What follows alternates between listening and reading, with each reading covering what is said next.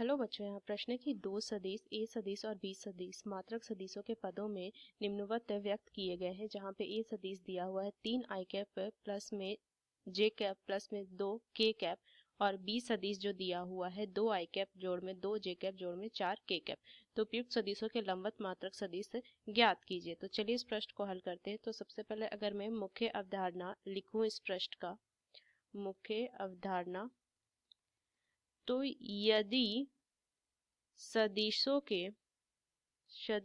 के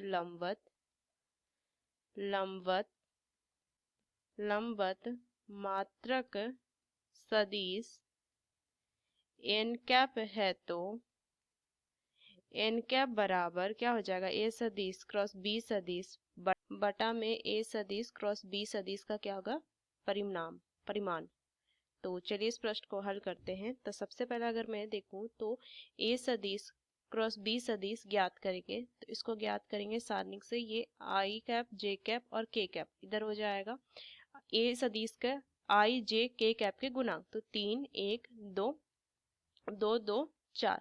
तो अगर मैं इसे ज्ञात कर तो क्या हो जाएगा, आई कैप गुना में 4 माइनस में 4, और इधर कितनी वैल्यू हो जाएगी, माइनस में जे कैप और 12 माइनस में 4 जोड़ में के कैप, इधर देखेंगे तो 6 माइनस में 2, कितना मान आ जाएगा, 0 हो जाएगा। और यहाँ से आ जाएगा माइनस में 8 है जे कैप जोड़ में 4 के कैप। तो देखिए ये मान किसका आ गया, ए सदिश क्रॉस बी सदिश का। अब यहाँ से अगर मैं ज्ञात करूं ए सदिश क्रॉस बी सदिश का परिमाण, तो क्या हो जाएगा, वर्गमूल 8 का वर्ग जोड़ में 4 का वर्ग, तो मान कितना हो जाएगा, वर्गमूल 80। तो इसको मैं लिख सकती हूँ 4 वर्गमूल 5, ये लिख सकते हैं।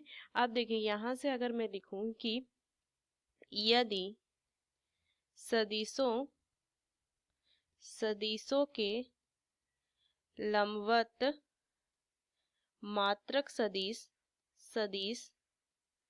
एन कैप है, तो एन कैप बराबर यहाँ से क्या हो जाएगा, ए सदिश क्रॉस बी सदिश बटा में ए सदिश क्रॉस बी सदिश का परिमाण। तो यहाँ से मैं लिख सकती हूँ -8 जे कैप जोड़ में 4 के कैप बटा में 4 वर्गमूल 5। तो ये इसका सही उत्तर आ जाएगा, यही मुझे ज्ञात करना था। तो इस मुख्य अवधारणा का इस्तेमाल करके मैंने इस प्रश्न को हल किया। आशा करते हैं प्रश्न आपको समझ में आया। धन्यवाद।